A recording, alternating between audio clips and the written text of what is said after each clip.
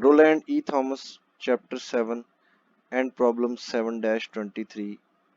The switch in figure has been in position A for a long time and is moved to position B at time t is equals to 0.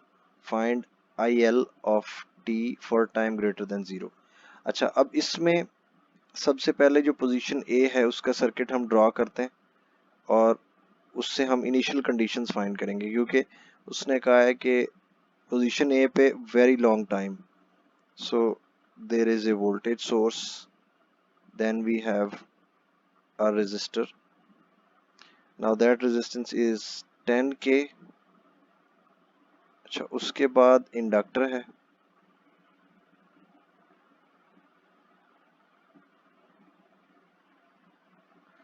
Okay, this is 100 millihenry और ये 15 volts है. Right, तो initial condition जो है वो बड़ी सादी सी है कि I L zero will be equal to, क्योंकि ये शॉर्ट हो जाएगा, इंडक्टर शॉर्ट हो जाता है स्टेडी स्टेट में, और करंट जो होगा वो होगा 15 divided by 10k. This will be equal to the voltage and the resistance, क्योंकि सर्किट में जब ये शॉर्ट हो जाएगा तो एक रेजिस्टेंस रह जाएगी और 15 वोल्ट सोर्स रह जाएगी. तो that will be 15 volts divided by 10k,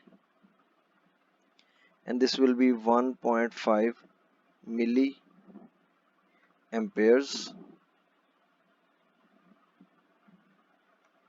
okay, अच्छा, अब इस सर्किट की सिग्निफिकेंस इतनी है. अब नेक्स्ट सर्किट हम बनाएंगे जब पोजीशन बी के ऊपर स्विच चला जाएगा. तो दूसरा circuit, voltage source is available and now the resistance is changed to 100k. Switch move होके बी पे चला गया ना, तो अब ये वाला सिस्टम उतर जाएगा और 10k की जगह 100k रेजिस्टेंस. उसके बाद inductor, the inductor is the same and is connected to the negative terminal of the battery. Okay, this is still 15 volts and the same inductor which has initial current of 1.5 milliamperes. Now writing the Kirchhoff voltage law equation, Kirchhoff voltage law will add up all the voltages. यहाँ से हम शुरू करेंगे, -15 plus minus, इसकी polarity हो जाएगी, तो यहाँ पर पहली पोलैरिटी प्लस है and I L of T into 100k, this is the value of R, IR is the voltage, and plus finally the voltage across the inductor, that is L d I L of t by dt. This is all equals to 0. अच्छा, अब हमने क्या करना है कि हमने इसको simplify करना है और वो वाली शक्ल बनानी है जो कि हमें चाहिए. L d by dt I L of t plus 100k I L of t is equals to 15. Dividing everything by inductor value.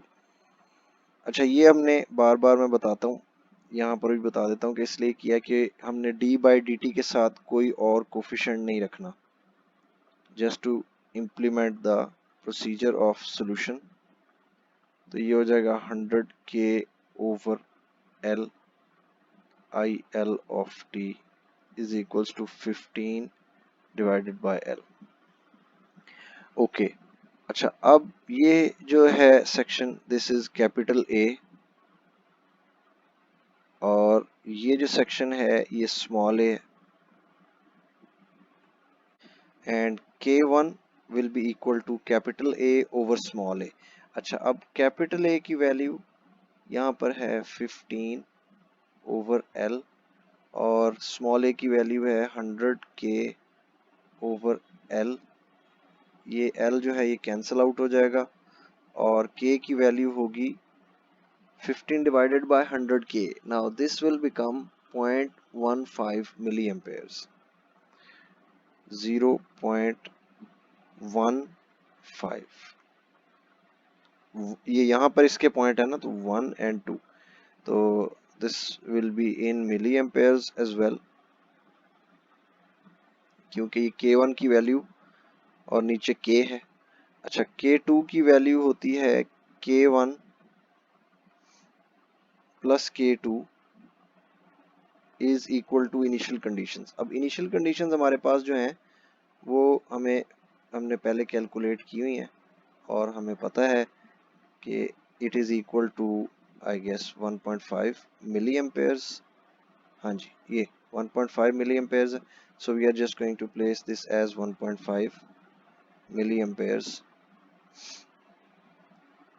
और यहाँ प्लेस हम कर देंगे K1 की value, it's 0.15 milliamperes plus K2 is equals to 1.5 milliamperes. K2 will be equal to 1.35 milliamperes.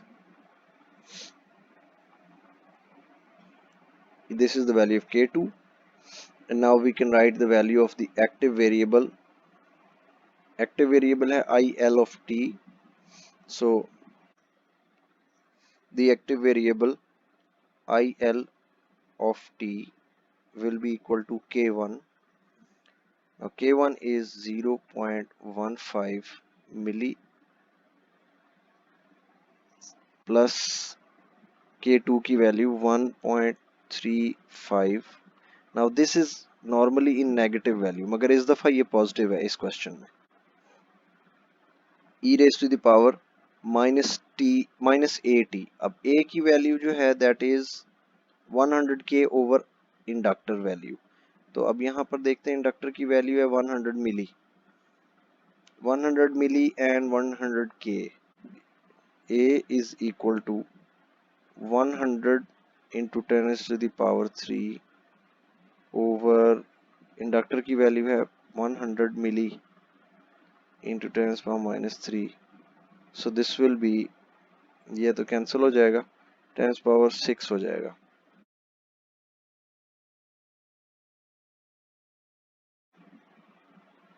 या 10 power 6 t milli, this is also milli क्योंकि ये 1.3 के साथ मिली एम्पेयर्स था। ओवरऑल ये सारा मिली एम्पेयर में, so you can also write it as milliampere over here as well.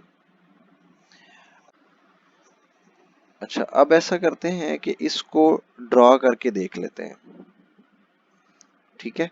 तो नॉर्मली क्वेश्चंस में वो इस तरह ही पूछता है कि अगर आपको ये एक्सप्रेशन पूरा ड्रॉ करना हो तो कैसे ड्रॉ करेंगे।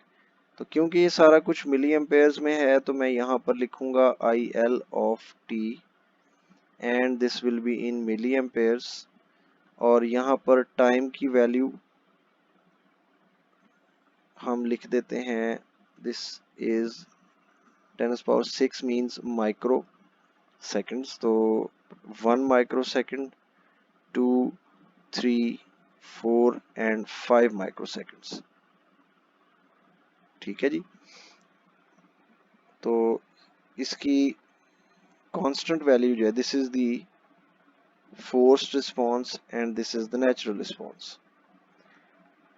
इसकी जो वैल्यू है, if you place 0 in the time value यहाँ पर, तो e raise power 0 is 1, this value plus this value, तो ये 1.5 से शुरू होगा,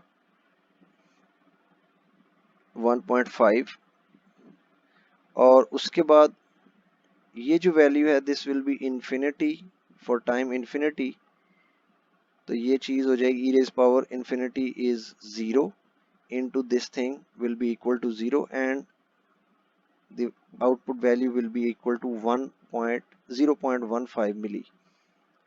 So this will reduce exponentially but after 5 time constants this will not become 0.